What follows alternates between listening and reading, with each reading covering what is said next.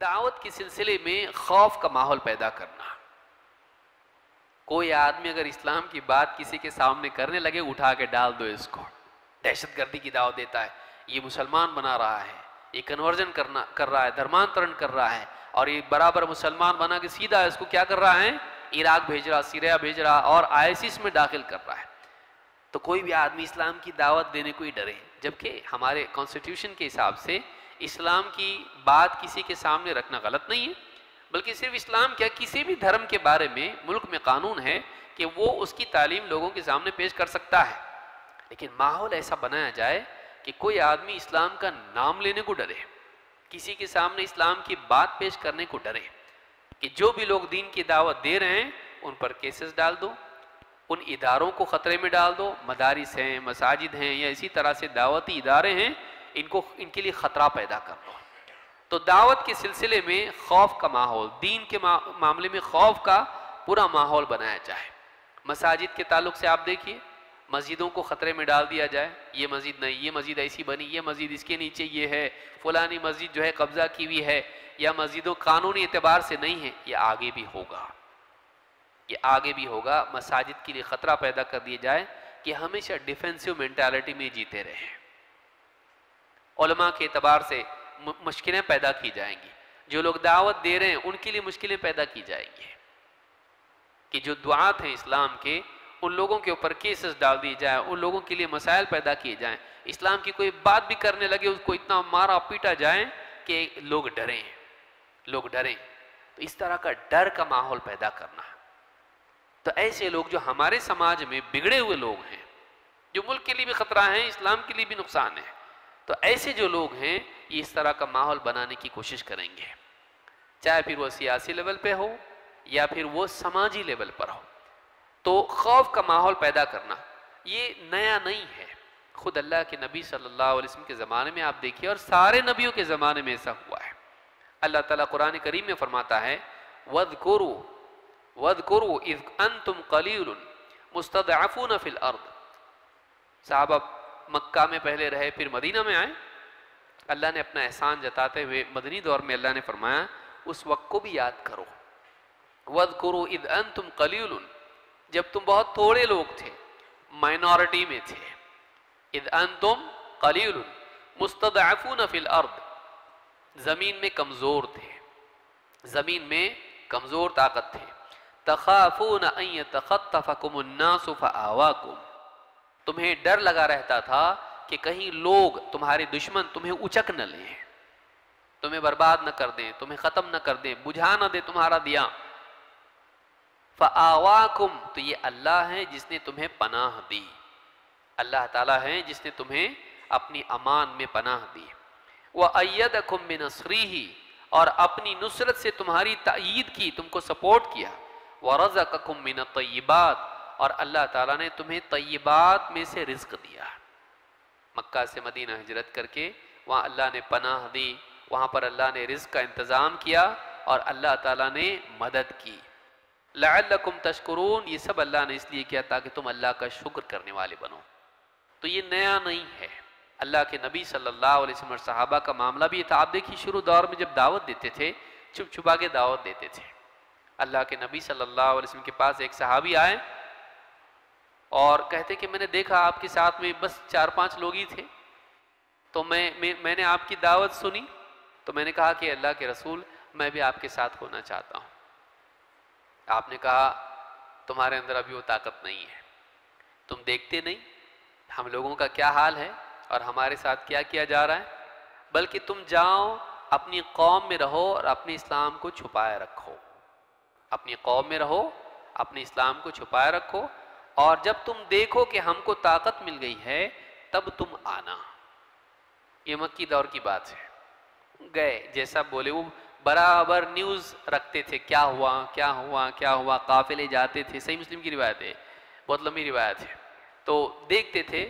پھر جب معلوم ہوا کہ اللہ کے نبی صلی اللہ علیہ وسلم ہجرت کر کے مکہ سے مدینہ چلے گئے، پھر یہ آئے اور کہا اللہ کے رسول پہچانا مجھ کو آپ نے؟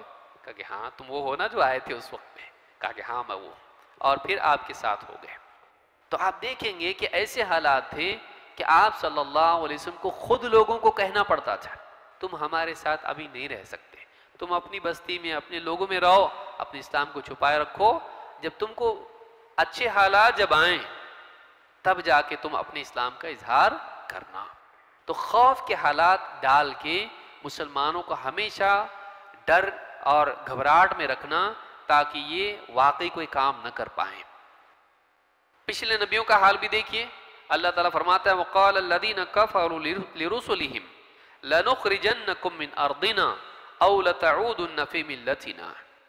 کفر کرنے والوں نے، حق کا انکار کرنے والوں نے رسولوں سے کہا، صرف محمد صلی اللہ علیہ وسلم کا واقعہ نہیں ہے یہ، پچھلے نبیوں کا بھی معاملہ یہی تھا، کہا کہ لَنُخْرِجَنَّكُمْ مِنْ أَرْضِنَا أَوْ لَتَعُودُنَّ فِي مِلَّتِنَا، ہم تم کو اپنی زمین سے نکال باہر کریں گے، ہمارا ملک چھوڑ کے جاؤ، ہمارا ملک ہماری بستی چھوڑ کے جاؤ، اور اگر رہنا ہے أَوْ لَتَعُودُنَّ فِي مِلَّتِنَا، یا پھر تمہیں واپس سے ہماری ملت میں آنا پڑے گا، ہمارے دین میں آنا پڑے گا، گھر واپسی کرنی پڑے گی، رہنا ہے تو ہمارے جیسے بن کے رہو نہیں تو جاؤ۔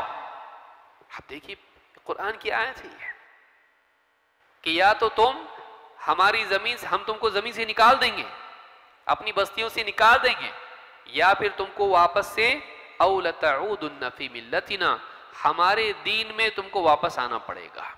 لَتَعُودُنَّ، تم نکل کے گئے ہو نا یہاں سے، تم کو واپس آنا پڑے گا، گھر واپسی کرنی پڑے گی تم کو، تو أَوْ لَتَعُودُنَّ فِي مِلَّتِنَا۔ اللہ تعالیٰ فرماتا ہے فَأَوْحَى إِلَيْهِمْ رَبُّهُمْ لَنُهْلِكَنَّ الظَّالِمِينَ، اللہ تعالیٰ نے ان نبیوں اور رسولوں کی طرف وحی نازل کی، بھیجی، اپنا پیغام بھیجا، میسج بھیجا، کیا بھیجا میسج؟ لَنُهْلِكَنَّ الظَّالِمِينَ، ہم ان قریب ظالموں کو ہلاک کرنے والے ہیں۔ جب یہ نوبت آ جاتی ہے تو ظالم کی ہلاکت کا وقت قریب ہوتا ہے۔ اللہ تعالیٰ کافر حکومت کو چلنے دیتا، ظالم کو نہیں، یاد رکھیے اس کو، کہ ظالم آج نہیں تو کل تباہ ہوتا ہے۔ آپ دیکھیے کئی ایسی حکومتیں تھیں جو کفر پر مبنی تھیں، لیکن وہ جو بادشاہ ہوا کرتے تھے لوگوں میں انصاف کرتے تھے، لوگوں کو سب کے ساتھ احسان کا سلوک کرتے تھے، اللہ چلاتا تھا ان حکومتوں کو۔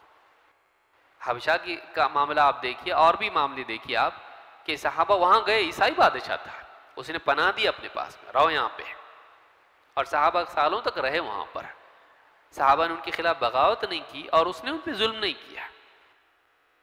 لیکن آپ دیکھیں گے کہ بعض حکومتیں ظلم و جبر انہوں نے کیا، اللہ تعالیٰ نے توڑ دیا، کیوں؟ ظالم کو اللہ پنپنے نہیں دیتا ہے۔ وَلَا تَحْسَبَنَّ اللَّهَ غَافِلًا عَمَّا يَعْمَلُ الظَّالِمُونَ، یہ مت سمجھ لینا کہ اللہ تعالیٰ ظالموں سے غافل ہے، ظلم والا پنپتا نہیں ہے۔ تو یہاں پر آپ دیکھیں گے کہ خوف کا ماحول پیدا کرنا، لو جہاد بنا کے لوگوں کی جان و مال کا نقصان کرنا، کسی پر بھی کوئی بھی تہمت ڈال دینا اور اس کے لیے، اس کی جان کے لیے خطرہ پیدا کر دینا، دعات کے لیے، دعوتی اداروں کے لیے تمہاری فنڈنگ کہاں سے آ رہی ہے، تم لوگ کیا ہو، ISIS والے لوگ ہو، دیش دروہی ہو، اس طرح کر کے ان کو یہ کرنا، یا اسی طرح سے مساجد کے لیے خطرے پیدا کرنا، مدارس کو اسکول بنانے کی کوشش کرنا کہ مدارس والے ڈرتے رہیں، معلوم نہیں چندہ ہم اتنا جمع کرتے کیا کریں گے، حساب کہاں جھوٹا ہمارے پہ کچھ بھی الزام ڈال دیں گے، تمہاری فنڈنگ کہاں سے ہوتی ہے، یا ہمارے سلیبس میں دخل اندازی کرنا شروع کر دیں گے، یا پھر مدرسوں کو مدرسہ باقی نہیں رکھیں گے، ان کو اسکول ہی بنا دیں گے۔ آپ دیکھیے کچھ لوگوں نے کوشش کی اس طرح کی کہ کیا ہے، یہ رائٹ ہے ایک بچے کا کہ وہ دنیا کا ایجوکیشن حاصل کرے، ماڈرن ایجوکیشن حاصل کرے، یہ مولوی بنا کے فائدہ کیا ہے ان کا؟ تو ہم سب مدرسے بند کر دیں گے یا پھر ان مدرسوں کو اسکول بنائیں گے۔ اب مدرسے والے ڈر رہے، مسلمان ڈر رہے، کیا ہوگا؟ ایسا حال بنایا جائے کہ مدرسوں کا وجود ختم کر دیا جائے تاکہ ان کی ریلیجس لیڈرشپ ختم ہو جائے۔ پھر کیسے لوگ بنے؟ سیکولر مسلمز بنے، یہ بھی صحیح، وہ بھی صحیح، وہ بھی صحیح، وہ بھی صحیح، سب صحیح، تو تیری جگہ صحیح، تو تیری جگہ صحیح، میں میری جگہ صحیح، سب اپنی اپنی جگہ صحیح، کچھ بھی غلط نہیں، سب صحیح، ایسے لوگ چاہیے۔ مدارس کا وجود ختم کر دیا جائے، اس لیے کہ مدارس میں علماء بنتے ہیں. علماء مسلمانوں میں ہمیشہ تقدس کا مقام ان کا رہے گا. سیاسی لیڈر کی بات مسلمان اتنا جلدی نہیں سنیں گے جتنا عالم بول دے سنتے مسلمان. کیوں؟ اس کا احترام ویسا رہتا. کیوں؟ اس لیے کہ وہ اپنی بات نہیں بولتا، اپنا فلسفہ نہیں بولتا. وہ کیا بولتا؟ اللہ اور اس کے رسول کی بات بولتا.